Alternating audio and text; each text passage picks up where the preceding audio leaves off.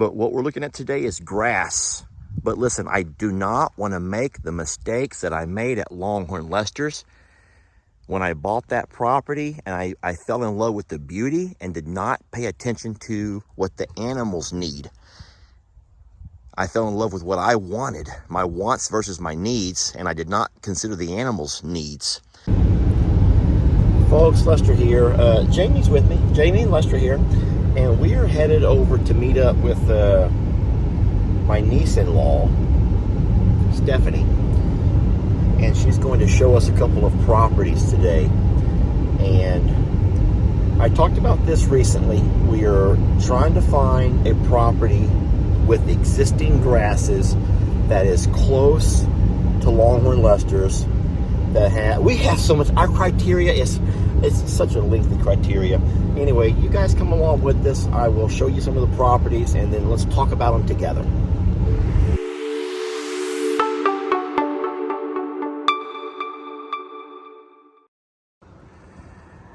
All right, so let's just refer to this property here as pasture number 1.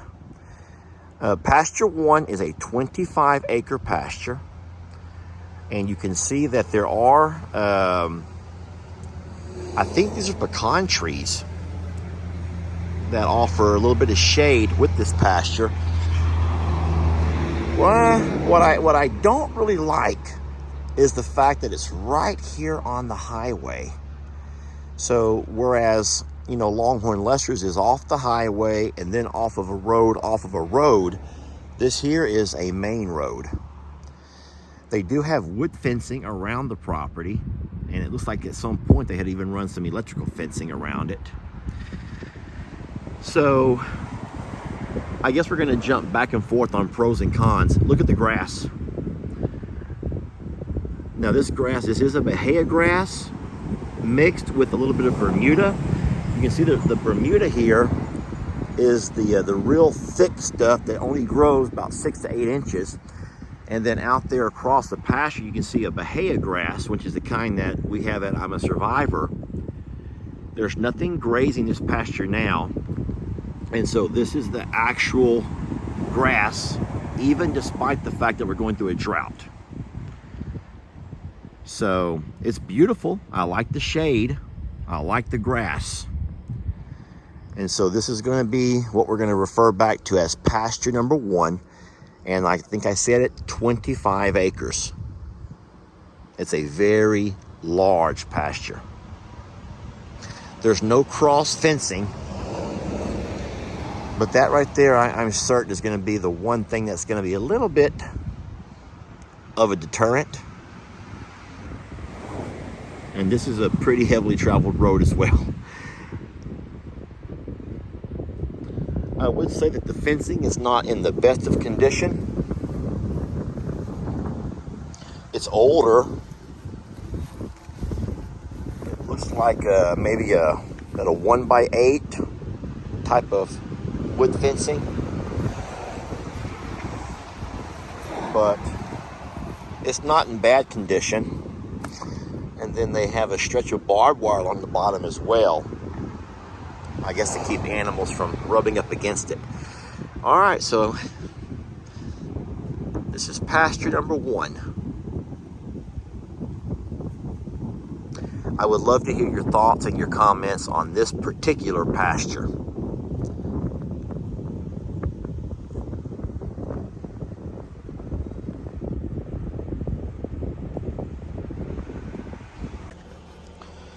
So this here is the entranceway into pasture 1. You can still see what a thick grass they have here. This is not irrigated. Now I do want to show you something that up here towards the front of the pasture. This is a type of a drainage ditch that goes down. They do have some kind of maybe a drive that goes over it with the culvert over there, their own little bridge, if you will. And I don't think that's a problem. I mean, obviously you have to have a place for your water to flow. You can see how, I just realized something. There actually are horses on here. look way across that pasture, and so I can count 1, 2, 3. I think I see 3 horses here. That they may be on a different pasture because there's pasture that goes as far as you can see. It does. The pasture runs as far as the eye can see. But I do see horses on the far side. Okay, anyway, this is still pasture 1. This is the other side of it. And we're off the road to the back side. But no, there are horses grazing this pasture. From what it looks like there are. And you still have this kind of grass, which is amazing. A lot of people will tell you that, I'm not gonna get into that right now.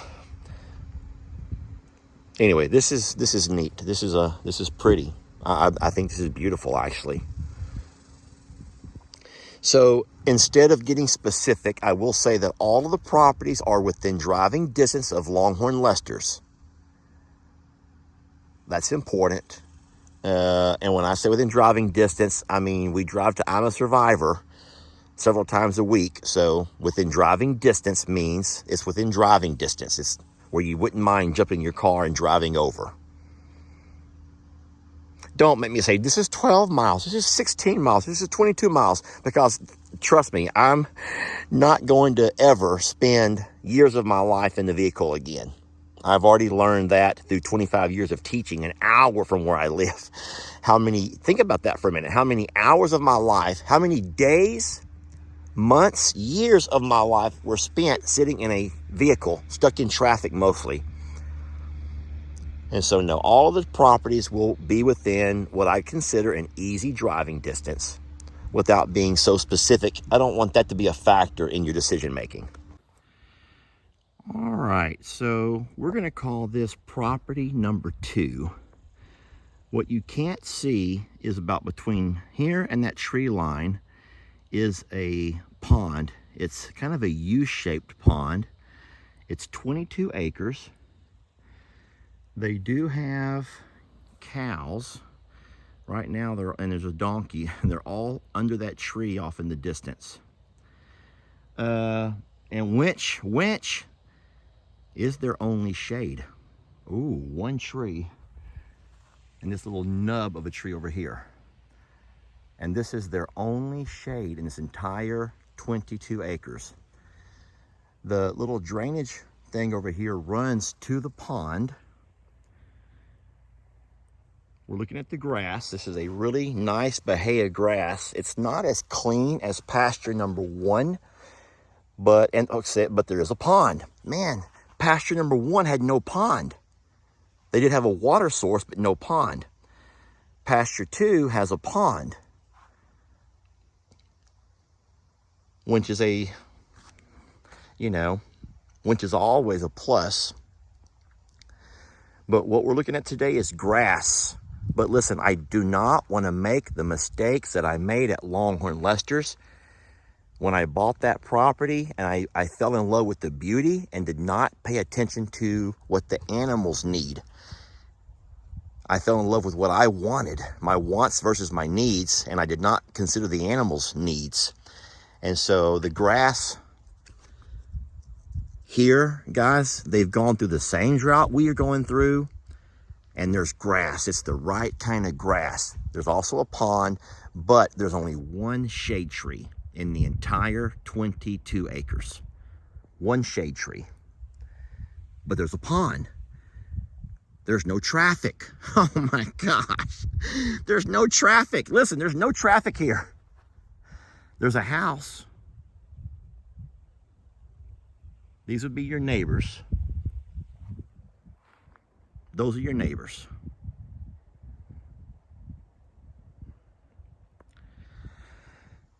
He actually they've mowed a lane going down to the pond in case I wanted to walk over. Let's walk over.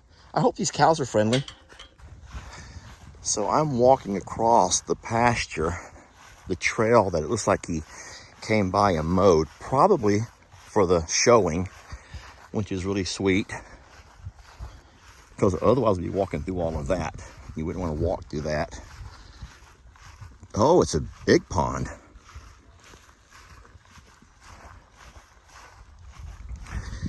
All right, so they even have a little, one of them little boats. Look, that's one of the little paddle boats. It's cute. You would not catch me dead one of those. Not at my age. I'm still in the age of canoe and kayaking. My dad will do flat bottom boats, but you know, paddle boats are fun for kids. Alrighty, this is a good sized pond, and you can see it's shaped in kind of a U. So there's a little peninsula over there. We'll walk around a little bit. I don't want to go too far. I don't know if these cows are friendly, so I gotta be careful. But I love that there's a pond. He's actually mowed all the way around it, so I could circle around if I wanted to. I'm not going to though. Okay, so okay. Think, Lester, think. Good grass, good grass. So far, they're hand in hand on having good grass. One has shade, one does not. Yet, the one that does not has a water source of a pond, whereas the one with shade does not. The one with shade is alongside a highway, a pretty busy highway. The one with no shade is very quiet, very, very quiet.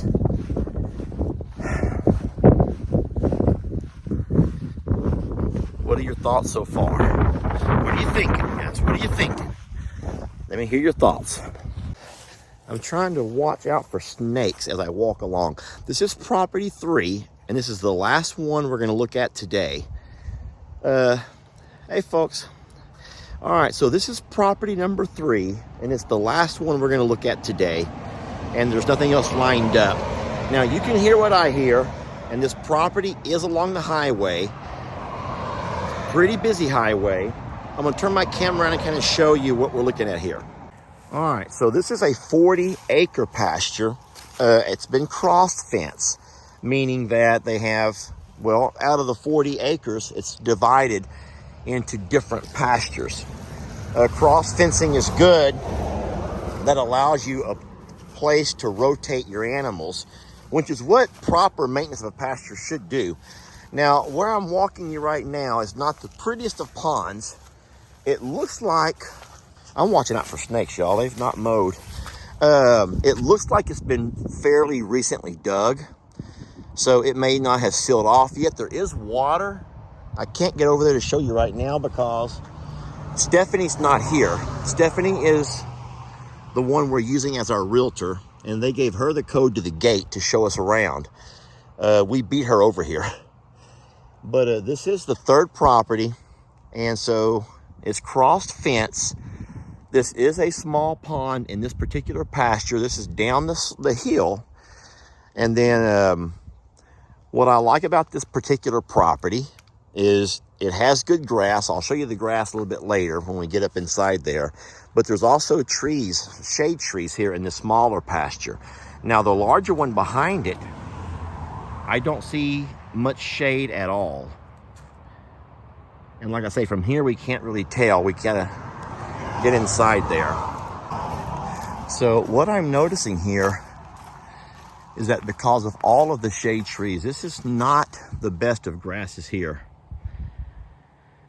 Now, that's not to say that you can't get grass to grow here, but if any of these are white oaks, you know you're always going to have less grass under white oak trees.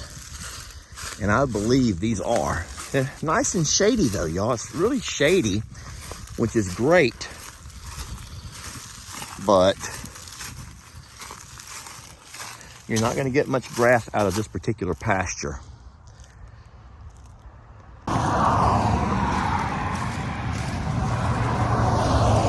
There's 4 separate pastures here. I've just shown you 2 of them along the road. The other 2 are behind and on the side. We're coming up on one right now. So this is the 3rd pasture we're looking at. Now these are all connected. Wow. There's a lot of traffic along here. I don't want to deter you, friends. All right, so this is the third pasture. And you can see that it was obviously being grazed right now. There's still grass here, but I don't think that the grass here is as thick as what we saw at pasture 1 or pasture 2. Also, in this particular spot, once again, there's not as many trees. So any animal that might be rotated to this pasture over here would in fact have very little shade. Now pasture 4, not pasture 4, well yeah, I mean the fourth pasture here at this property does have a barn. And I'm excited to get Stephanie over here to see that back pasture, which will be the largest of all 3 of the pastures. I bet I totally confused you. So we've been to 3 separate properties. Property 1, property 2, and now property 3. Here's Stephanie. Well, I'll tell you right now, they have a lot of the fencing amenities that you would like. But looky here, there's no grass, and even their cows are all gathered together under the few shade trees that they have. They also have dry hay set out, which you should not be needing dry hay this time of year if you had good grasses. I love the fact they have all this fencing, corrals, running, you know, loading chutes and whatnot. And then, of course, if you can see past, I'm not even going to walk over with their cows, but you can look past and see the larger of the pastures is still just very sparse trees. And I do not see fields full of green, pretty grass.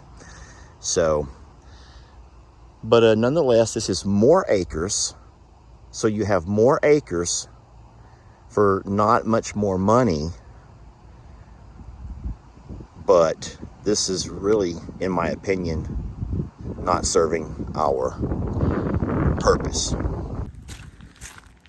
This is what a cattle guard should look like. This is even hard for me to walk across. So this is the big barn that was another big selling point of us coming to look at the property. But ultimately, looky here, there is no grass out there, none. And it's pretty, don't get me wrong, it's pretty land. And I love the cross fencing, the big barn, which is not used for shelter, it's just used to store their hay. But there's just no grass in their pastures, y'all. Well, we are back to Longhorn Lester's. And I'm just,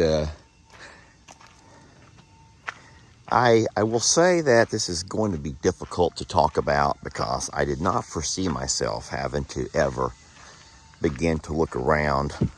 I thought I already found the ideal property.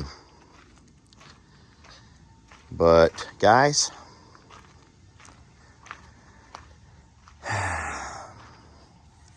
as I sit here and look out across our pastures, it has not rained since May 13th, which was my birthday.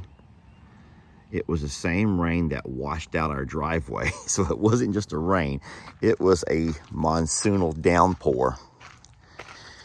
We're nearing 3 months. And the second year in a row that our animals here at Longhorn Lester's have had to sit, you know, with nothing to eat. They've been forced to eat and survive off of dry hay. I want to remind you of the efforts that we've made to try to get grass. Knowing that we have a pasture here that has the wrong type of grass seeded. It's beautiful with the shade and everything, but it's the wrong kind of grass. It's not tolerant to heat. And it doesn't grow vertical. It's a ground cover grass that grows, you know, across the ground. And then we came by and we realized that we're going to have a problem. So we paid to have this section over here clear cut. And then, knowing that we needed grass like now, we paid to have it hydro seeded.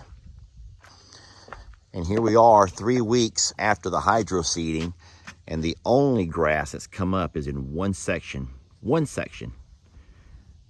And that's only because I think that we have that spring in this area, so the ground stays a little bit more moist. We've exhausted ourselves trying to take water from the pond. We've pretty much drained our pond trying to irrigate it. We've called out an irrigation specialist just to find out that it's going to take thousands of dollars to irrigate to our pond. That doesn't count from our pond to our pastures. So for everyone who's thinking that that would be the wisest route, I understand it might be a wise route if you had enough pasture space to contain all of your animals. But Jamie and I are thinking to ourselves that the 20 acres that we have here is nice. It doesn't offer anything as far as hay fields, fields to bale to get dry hay from. We're going to eventually, if we can get this to grow, we're still going to try to come back over here and hydro seed this section as well. And that means, so we can rotate. So guys, we're in a real pickle. We're in a real pickle is the way that we can say it. We're just in a pickle. So all we can do for now is allow these guys to go ahead and make their way into the woods every day. Try to find themselves something to eat. So that's what they're doing. They're just looking for anything to eat. So the criteria that we're looking at, it has to have some kind of water source, either city water or well water or a pond. We would like it to have at least 2 out of those 3, which would be, the pond would be great to offer a Mother Nature provided water source, but we also like to have fresh water available. So that's huge to us. It has to have the right kind of existing grass, not able to be planted and wait a year or 2. We need it now, like right now. We need it to be safe. Our animals can't be where they're in danger, guys. They cannot be in danger. It has to be within driving distance. We can't sit here and find ourselves trying to drive an hour. It has to have fencing that doesn't require me to spend the entire fall and winter trying to patch and repair or replace or build. So it's a lot. It's a whole lot. And I know you can't get a true vision of what we see just from the camera view, the camera angle. But just know that there's changes in the works, and you deserve to be aware, because we've always said that we would be nothing without you all. I don't really like this camera angle. A lot of people are doing this. It's like the trend in channels right now. This is a trend. Walking and talking with this, and this is your backdrop. I don't dig it. I don't like the way this all. I know it's not about that. I kind of like this. Anyway, big decisions are going to be made and are being made. Financial decisions, long-term decision that's going to affect the babies. So you just be patient and bear with us. And we appreciate you, folks. And just know that none of this dream, none of this, not a bit of this would be possible without your love and supporting us and being there for us. So thank y'all, and we'll catch you on the next video. There'll be more to come, I promise.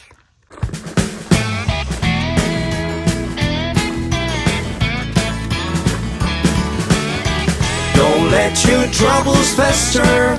Come watch Longhorn Lester. Yeah, something like that.